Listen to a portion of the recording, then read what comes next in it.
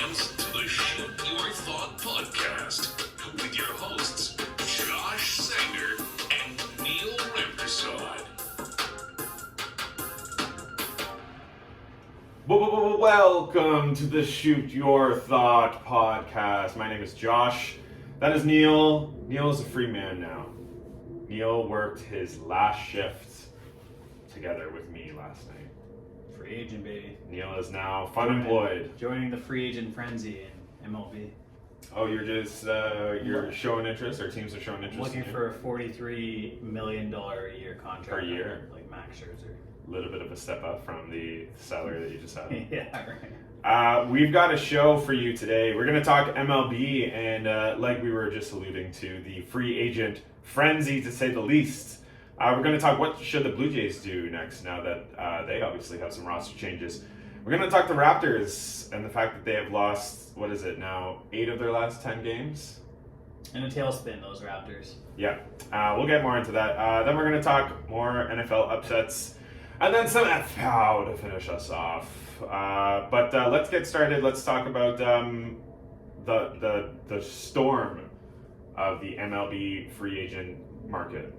It's been wild. There's a lot of money being thrown around right now, Josh. What's the most surprising to you? Which one? Crazy money. Like, there's 38-year-old Max Scherzer. That's the first thing I said, right? Like, just that contract really stands out for me.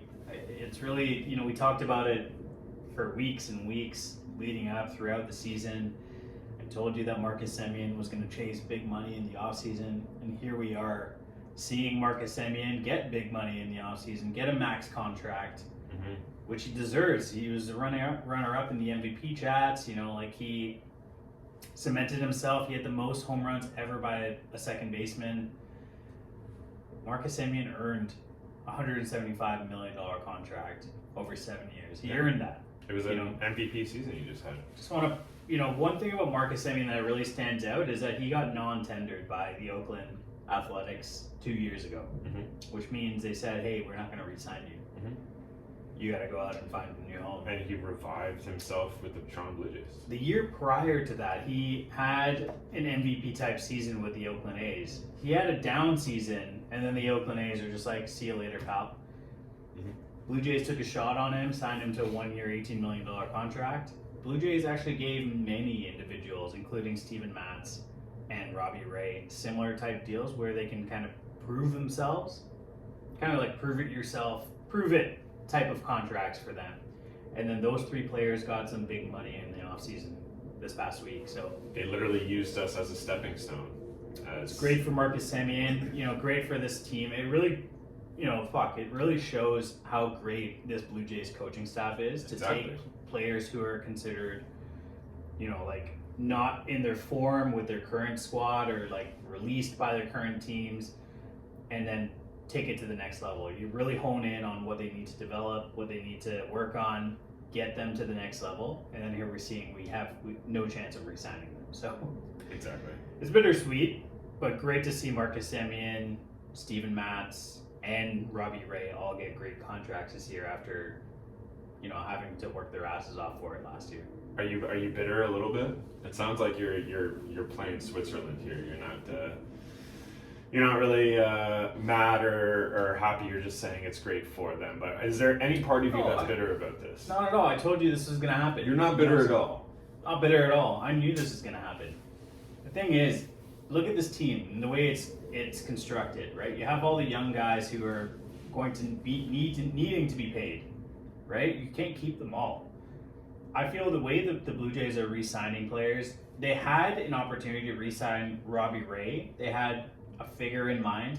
The contract that they offered to Kevin Gausman, which is 5 years, $110 million, is the contract that they offered to Robbie Ray. But Robbie Ray didn't want to sign before the winter deadline, which was December 1st, which is today. Robbie Ray changed his mind after Gausman signed his contract. He changed his mind last minute and then accepted what turned out to be $1 million a year higher in contract with the Seattle Mariners. So I feel like the Blue Jays had an opportunity to re-sign Robbie Ray, but they went out and signed Kevin Gausman, a 30-year-old pitcher who has been top 5 in ERA and strikeouts per 9 over the last 2 years, who's been getting better year over year, who has the best sinker in the game. Mm-hmm. So I mean, there's no reason to panic. There's no reason to think that this isn't a great plan B. It's a great plan B. It just sucks that Robbie Ray changed his mind last minute. Yeah, that's the thing. Well, I think they were kind of playing cat and mouse with Robbie Ray, Blue Jays coaching staff, because I mean, like, obviously they wanted him to stay, but they were thinking, you know, he was on his way out anyways. So let's go shore up our options here in the starting rotation. Yeah, I mean, like with Robbie Ray though, he literally had a Cy Young season. He won. It's not like he had a Cy Young type of season. He had a Cy Young season. Cy Young, yeah. And you know, for him to go from someone who was almost striking out, was walking as many batters as he was striking out, to go to what he is now, I mean, like, it's been great. I just have one thing to say about Robbie Ray. You're gonna miss those. It's been Oh my god. I'm gonna miss those tight pants. That's what you were doing over there on your laptop. Just gotta say, man. This is towards his butt, right? Like, this is Watching that booty this is for the pants, and the yeah. tight pants. Wow. We're gonna see that booty again. I was wondering, are you gonna just let this song play? I was about to just let it play the entire time. Oh my gosh. But, you know, Robbie Ray, you know, he had this fan base in the city bought in. You know, the way he went about his business, he was just a muscular dude on the mound, wore the tightest clothes in the league, and pitched his heart out. So he's going to do great things. I don't think he's going to do as well in Seattle, because the fact of the matter is, Robbie Ray had the best offense in the league behind him. So what that does is getting 5 run support a game as a starter is it lets you have more room to throw strikes across the plate, to throw fastballs across the plate. Exactly. He's not going to get that kind of run support in Seattle. So, you know, I don't think he's going to have even close to the season he had with the Blue Jays. He also doesn't have Pete Walker. Nobody has Pete Walker.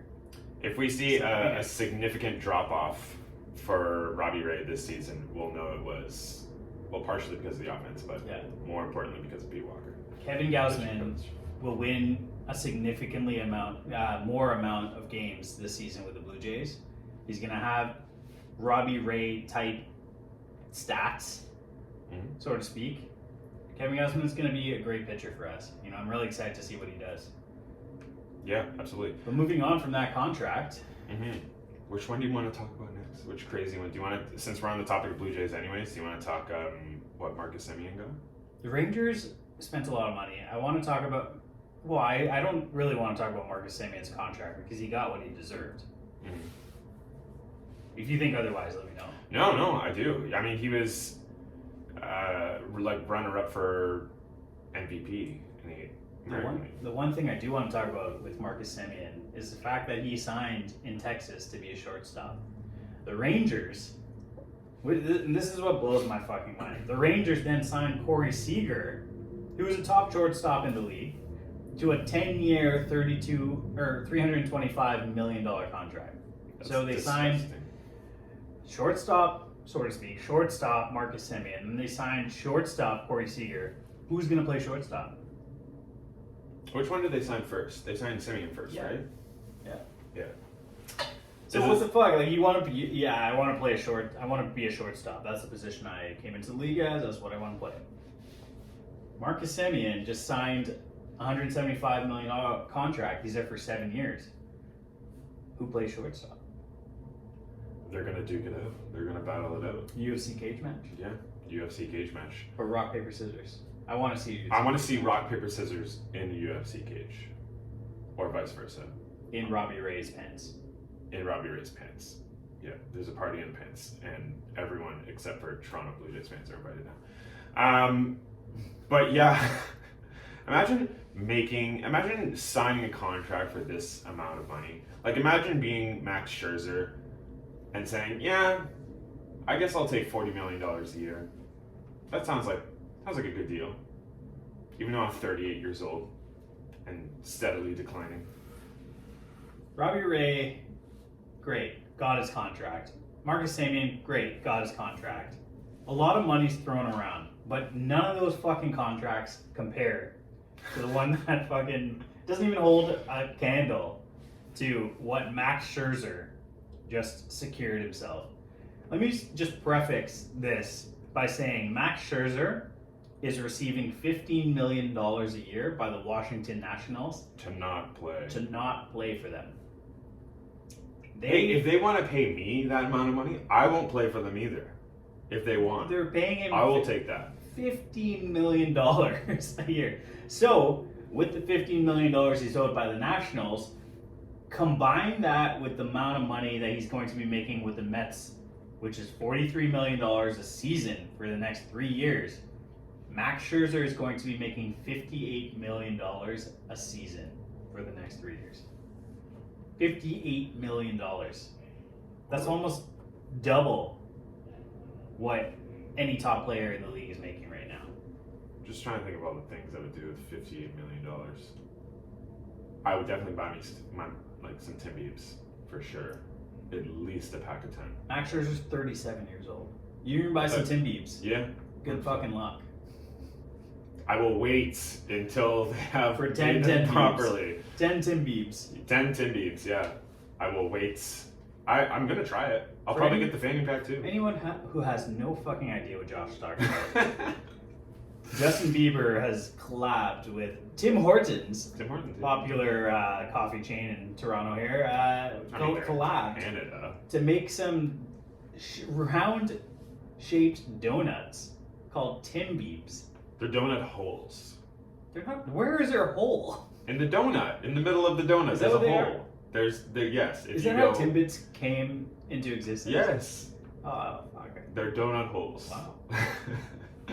What do you mean? Did I just provide you with this information? Mind This blown. life-changing information. Yeah, I thought they were just making round balls and calling them Timbits. I mean, yeah, but they originally were called donut holes. There are some coffee chains in the. I'm loving this tangent we're going on, by the way. There are some coffee chains in the U.S. and in Canada that literally instead of calling them Timbits, they call them donut holes. I like that. The more you Now, we need to pitch this idea to Max Scherzer to open up his own donut holes. Scherzer Chain. holes, Scherzer bits, Max bits. We'll get there. Holes by Max. Holes by Max. Oh no, that's No? the opposite direction of where we want to go. Anyways, whatever he wants to do with his $58 million a year for the next 3 years, he can do so. And he's playing for the Mets too. I was gonna say, like the Mets have spent. They've gone on a shopping spree here. They've signed Starling Marte. They've signed Eduardo Escobar, Mark Kenya. They lost Steven Matz last year, and they lost Noah Syndergaard this year. But it's a bold move going out and signing Max Scherzer. And I think with the amount of money they threw at him, I think that was just out of frustration because the Mets were going after our boy that we just signed here in Toronto, Gausman. They were trying to sign him, and they failed. Gausman actually took less money to sign in Toronto. Oh, did he actually? He did, yeah. The Mets actually offered him a higher I contract. like him already. He took less money to come sign in Toronto, and obviously the Mets were yo, what the fuck? Because the exact same thing happened to the Mets when they were trying to re-sign Steven Matz this year, and Steven Matz picked the Cardinals over the Mets. So obviously the Mets, after getting shunned and spurned twice. Shunned and spurned. Did you not hear the GM and the owner of the Mets come out and call out Steven Matz, his agent, for signing in St. Louis instead of New York? I didn't see that. It was very public and very childish, but I'm Well, believing GMs that are. Max Scherzer got all that money from the Mets because they were just full out frustrated that, or probably thought that he would sign elsewhere if they didn't throw that kind of money at him. But he's 37. He's the oldest player in MLB history to sign a $100 million contract. There's a lot of records being broken. in this offseason right now, eh? Yeah. Wow. I was okay with losing Steven Matz. He was a good pitcher, but he wasn't. He was always. I think he was a rental for the Jays, anyways. The Jays were really trying to make the playoffs last season. I mean, we talk about this all the time. We had a Cy Young winner. We had 2 runners-up for the AL MVP. We had multiple Golden Gloves, and we still didn't make the playoffs. Yeah, we lost. The thing is, the Blue Jays lost a lot of Charlie close Montoya games. still has a job. They lost a lot of close games because of their bullpen. Yeah. So again, like, I want to see more emphasis on signing big arms in the bullpen. I really like what the Chicago White Sox are doing in stockpiling arms in their bullpen. They have the best bullpen in the league. You know, like they're going to be good for a long time. The White Sox are, because of their bullpen. You have to have depth in that bullpen that can shut down the end of games, right? Like, it doesn't matter how good our rotation is. We have one of the best rotations in the league. Mm-hmm. You know, But now our with this, bullpen was our downfall this season. yeah. So And also the fact that we didn't play at home. Just saying. that as well. Again, like, there are a lot of factors here, but with guys in the bullpen who we don't even know about, like, a lot of injuries happen. You know, like Julian Merriweather, who started out really good at the beginning of the year, then got injured, then came back and didn't really look so good. He's still a free agent now, isn't he? Kirby Yates, hell of a season with the Blue Jays. Kirby Yates had pitching 0 innings. You know, let's get a fucking, you know, let's give him the Jeremy Lin treatment here. Let's get a full, you know, highlight video for Kirby Yates. Him, you know, putting his hat on his head or something like that. Yeah, you know, maybe grabbing the rosin bag, you know, Oh, yeah. a little bit. Oh yeah. Kirby Yates, we need a highlight video. Someone on YouTube wants to compile this for us. I'll put it next to Astronaut in the Ocean, which is, as I found out today, my most played song in my Spotify Wrapped. I need to see that. I need to see that video. If you I might have to do it. I'm gonna have a lot of time on my hands after I finish editing this. So one of the best videos of Jeremy Lin just pulling up his arm down. And that's the entire video. Yeah. So good, so good. Losing a ball, you know, and turnover. But back to the Blue Jays. What should the Blue Jays do next this offseason, Neil? I think, you know, like, what we saw is a disadvantage that this team had was the fact that they're very right-handed in their bats. You know, I'd like to see a power or contact left-handed hitter. You know, I would have loved to see Michael Brantley sign here. I feel like that's a missing piece. I saw they were in the running for Chris Bryant too. Yeah, he's right-handed though. Like, we need to see, like, a little bit more balance with this lineup.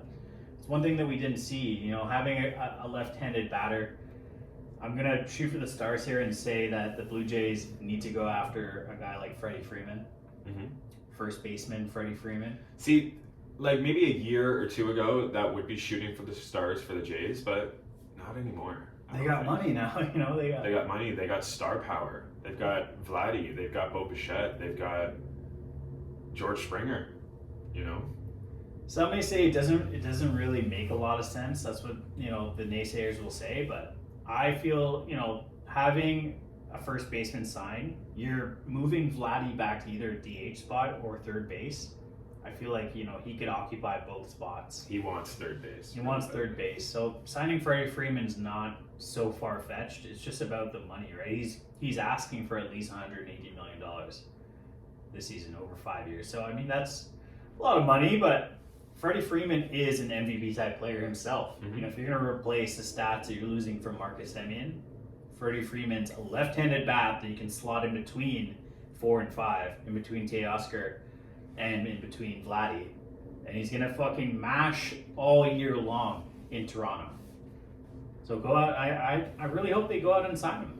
He would be beloved from the fans immediately. He would be like a George Springer player. Like, you don't care about what their past is. Like, a lot of people forget George Springer played for the Astros, and if he was still on the Astros, he would get booed everywhere he went. And he came to Toronto, and people just kind of, it wasn't George Springer's fault. Let's all, and we loved him, and he immediately, like, his jerseys were flying off the shelf. I have his jersey, so I think Freddie Freeman would be welcomed by this team. We've got one of the best fan bases in the world because you're literally, when you play for the Toronto Blue Jays, you play for an entire country. I mean, there's a lot of diehards that want to see Josh Donaldson return. You know, like the Jays are in the mix for a second baseman and a third baseman to complete that infield. What do you think about Josh Donaldson coming back? I would love to see Josh Donaldson obviously loves Toronto. Like, he was just at a Leafs game in a Josh Donaldson Leafs jersey. Like, he loves Toronto. He was just at a Leafs game? Yeah, you didn't see that? No. They put him on the Jumbotron, and they gave him a jersey that said Donaldson on the back of it, and he was going crazy. Yeah, he was at a Leafs game. Wow. I mean, that's an option for them, right? It won't cost them an arm and a leg. It definitely won't cost them what it did cost them when they had Josh Donaldson before. If they bring back Josh Donaldson, I would be very happy. There's also like a lot of talks about the Blue Jays being linked to guys like Chris Taylor, who's a free agent. You mentioned Chris Bryant. They're also linked to Jose Ramirez on Cleveland, who is a third baseman. The Jays would have to give up quite a bit because he's a perennial all-star. And you know, he's still 26 years old. He's still firmly in his prime. So what do you think about a trade that would involve like Jordan Groshans, Lourdes Gurriel, and like, I don't know, like a draft pick or something? I don't know. Like, what do you think about a deal like that? I'd be okay with that. Or Alejandro Kirk included in the deal? I mean, I love Alejandro Kirk. I love Gurriel. But those are players that, I hate to say it, but can be replaced quite easily. Yeah. Like, love them to death. They're Groshans great. is a top 20 prospect as well, but he plays third base. Again, maybe it's not so far-fetched. We might see Jordan Groshans crack this lineup next year as a third baseman, right? That's an opening now on this team. Maybe that is in the plan this entire time. You know, have someone cover the third base for one more year, bring up Groshans next year, develop him. They got their lineup set. Ramirez can play second base if they keep him. And the fact that, you know, these free agents, or even like players that aren't free agents like Jose Ramirez, like, they see Toronto as a contender now. You know what I mean? Like, even though we didn't make the playoffs last year, like, this team was good. So people are paying attention to Toronto now. Yeah, it's becoming a destination that a lot of players want to play. You know, Exactly. signing Ryu, signing Springer, all these signings have a lot to do with, you know, the environment that these players want to play in. They want to be surrounded with talent. Vladdy and Bichette started it all, man. Like, 100%. they're exciting players that are just scraping the surface. Yeah, absolutely. All right. Should we move on to a less exciting Toronto team right now? Yeah, the Toronto Raptors, I like to call them, when they're playing like this, Toronto I Craptors. knew you were going to say that. 'Cause I they're playing saw it in your rap. eyes. I looked across the table and I saw the word. It was, yeah. Craptors. Well done. They have now lost, like I said at the beginning of the episode, 8 of their last 10 games. They are 2-8 at home this season, 7-5 on the road. At the beginning of the season, I said they were going to finish top 6 in the East. I agreed. Yep. That confidence is slowly fading, but the confidence is not completely gone yet. I still think this team has a very good chance of finishing top 6. What's wrong with them right now? I know they're battling a lot of injuries. You know, you have Gary Trent Jr. with a leg injury. You have Anunoby still out. But if you want to be a playoff team, you have to be able to deal with these injuries too, and have the depth to deal with them. I don't know what the heck is going on with Chris Boucher this season. We just can't figure out how to use him in this rotation. I don't know. He was a monster last year, and Scotty Barnes comes in and he's all of a sudden irrelevant. I don't know. Chris Boucher just fell off really hard. I feel, I don't know what it is. He had one great year, and maybe that little bit of stardom got to him, but he's playing like trash now. He is. He's barely getting minutes in the rotation. Coach Nurse isn't fucking putting up with it. He sees the effort. He sees the lack thereof in effort with Chris Boucher. And you have guys that are just coming in, like Benton, who have all the energy in the world when they come going on. off. He's a rookie and he's outplaying Chris Boucher. So Chris Boucher, see you later. If you can't figure it out, see ya. Benton has that energy to him that we're just not seeing from Chris Boucher this season. I honestly think Chris Boucher might get traded. this season. I think we're showcasing him right now. We're playing him because we want to showcase him to trade him. And then there's the issue of Dragic taking time away from the team, which let's see, whatever. Dragic. But yeah, no, it's not that like Freddie or Siakam or even Scotty Barnes are playing poorly. Like that's not the issue here. Like it's just like what. Looking at this team, looking at how they're playing, what's the issue, in your opinion? Why are they not winning games? Their defense. The Raptors have always had a top 10 defense in this league, and right now, with the amount of young players they have on this team, it's way easier for the young guys to stay committed on offense. It's really hard for them to stay committed on defense. The Raptors have the 24th ranked defense in the league, and that's just not good enough. That's not going to win games, especially if you have rookies on your team. You have young guys who are inconsistent on offense. You can't have an inconsistent offense if you have a trash defense. So until the defense can figure out consistent plays every time up and down the court, that they're going to struggle. They're going to have really good games when their offense is lights out. They're going to have really bad games when their offense is struggling because they are struggling on defense right now. And the thing is, Fred VanVleet even came out and said, this is what he said last night after the game. He said, defense is hard to do every play, every possession, especially for young players. He says, NBA is built for offense, so believe it or not, scoring is easier because that's the way the game is built today. That's what Freddie said. Man, So that guy knows his shit.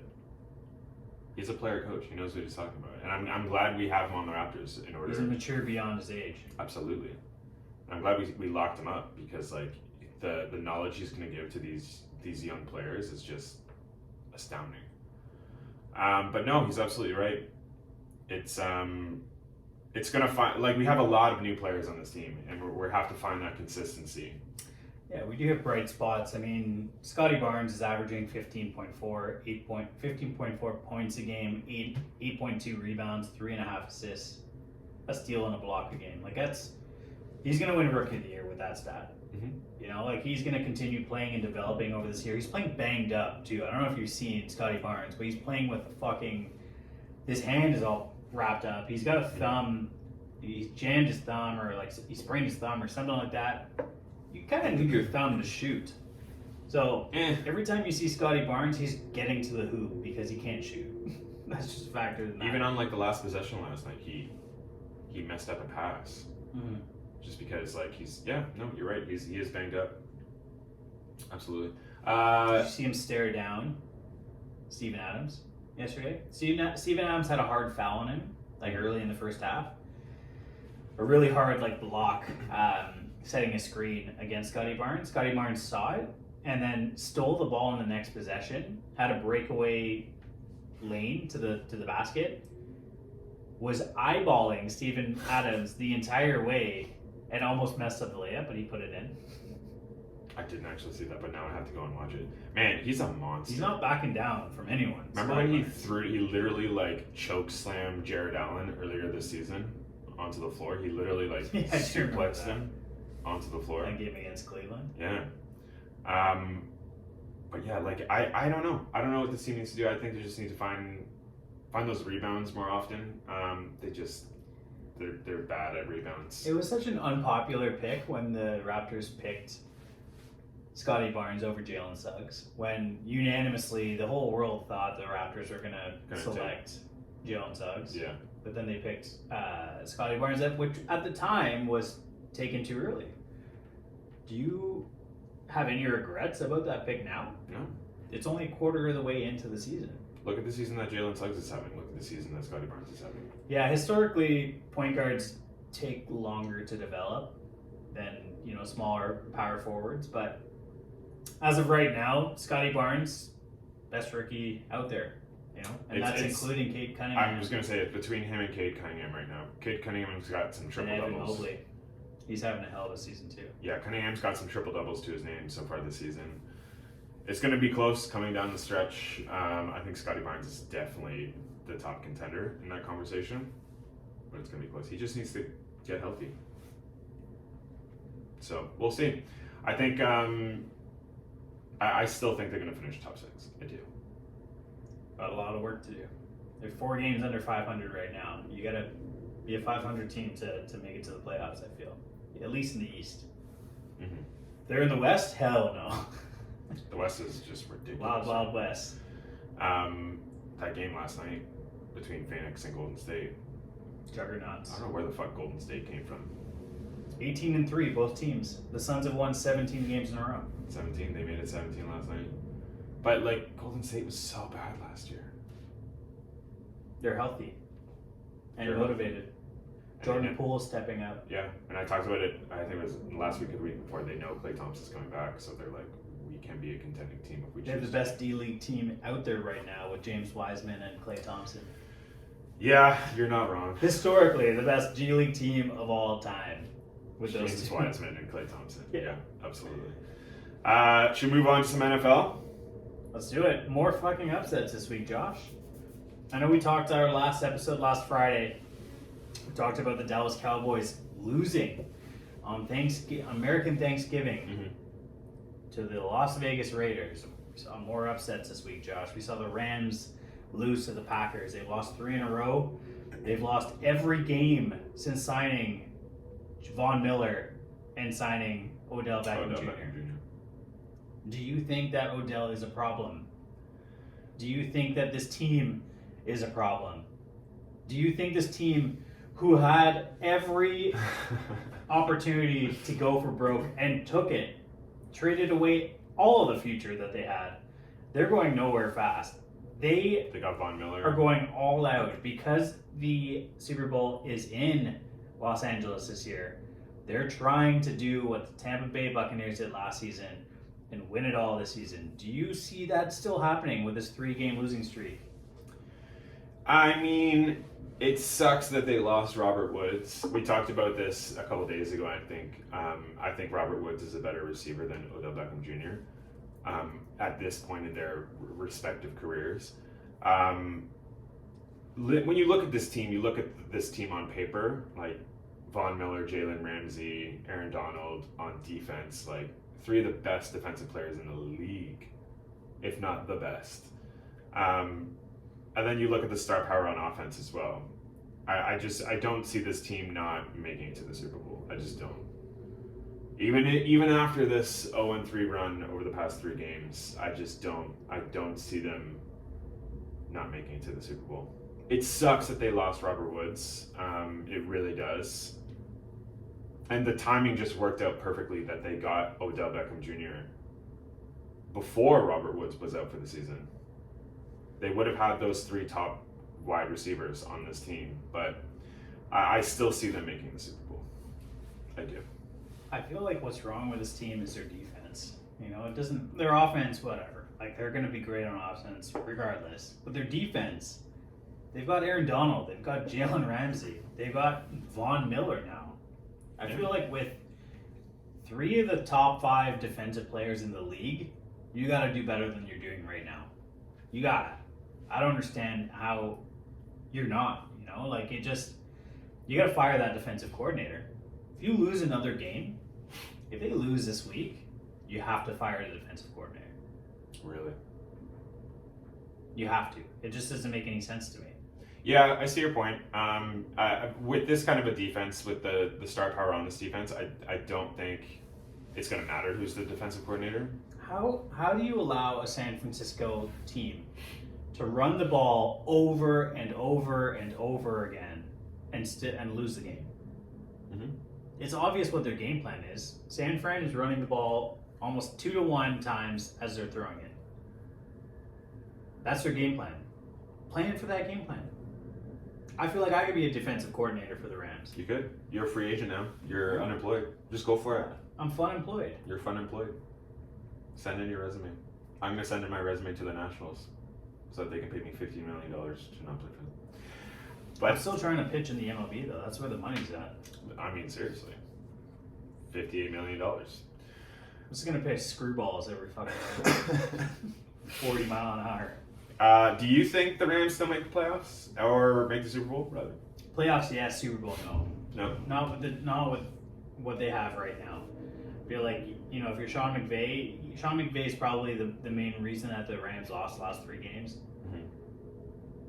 He's going to have to shake some things up. Like, the way they're playing right now, they're not getting anywhere. They're going to make playoffs, but they're going to have a hard time beating teams like Tampa, beating teams like Green Bay, you know, like just beating good teams. You know, they're going to have a hard time. I think they'll pull it together.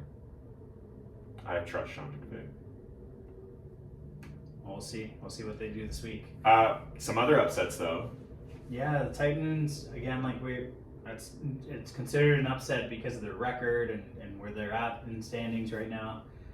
They have no one on that team, man. They have no running game. They have no pass options. They lost Derrick Henry. They're going to get Derrick Henry back before the playoffs, though. Are they? That's what they he's said. out for the season. No, when he first went out, they said they would get him back right before the playoffs, like week 16 or 17. Interesting. So that's why they went out and, they waived Adrian Peterson because they were just like, oh, you're not really doing much for us right now. We'll let Jeremy McNichols take the reins until Derrick Henry comes back. You've got Hilliard now, who's shown out well. But again, you're missing Derrick Henry. That's just there's no other Derrick Henry in this league. So the Vikings and Chargers both lost. Vikings, I want to talk about quickly because that segues into our next part of the show.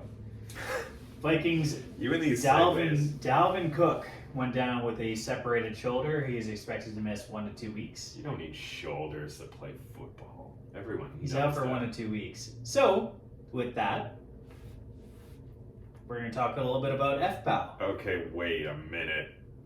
Are we done talking about the upsets here? Done talking about it. Let's talk fantasy pickups of the week. Mic drop.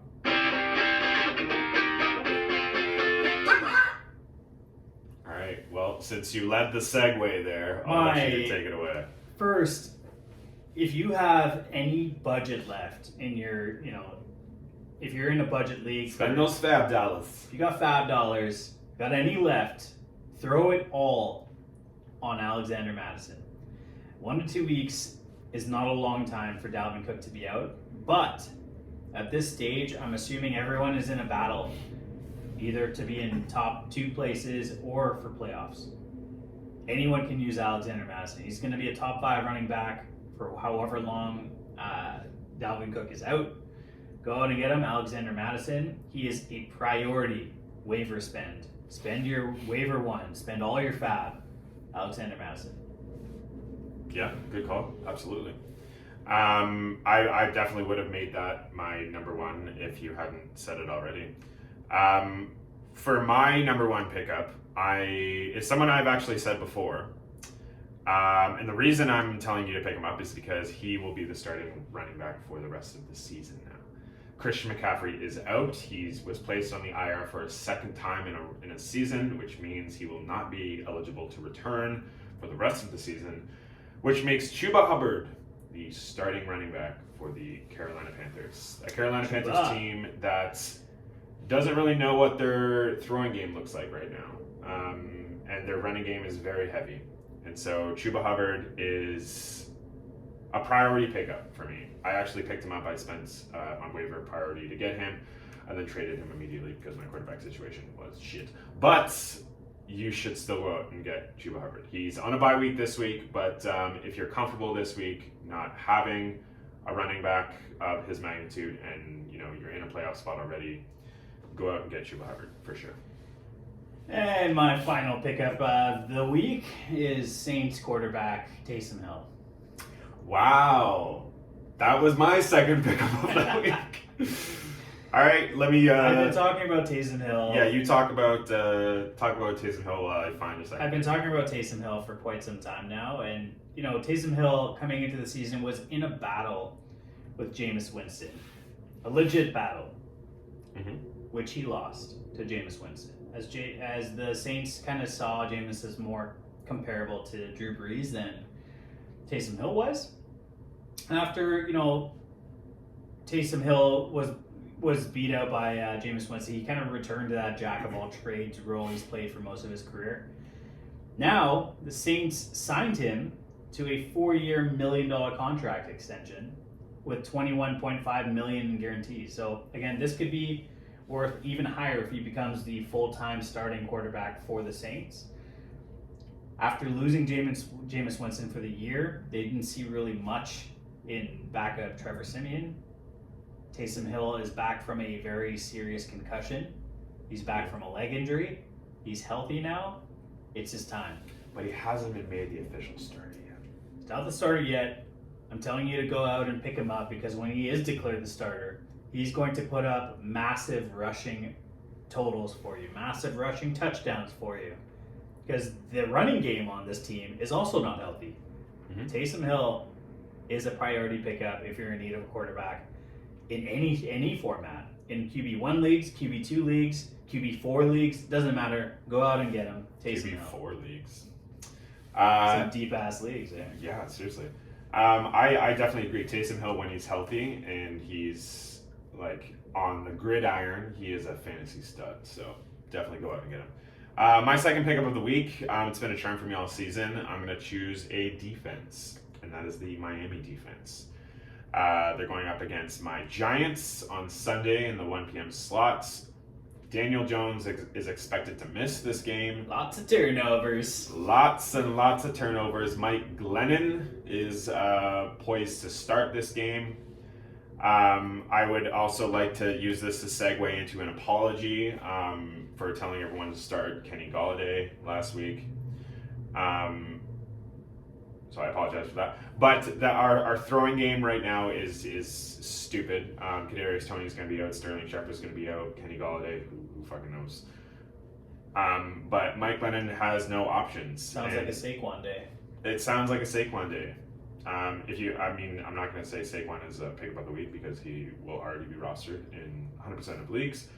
But yeah, go pick up the Miami defense because there's going to be a lot of interceptions and sacks And big sixes. and pick sixes, turnovers, and all the fun stuff. So go pick up the Miami defense. I feel like this is a trap. Every time we think this about the Giants, they come out and win.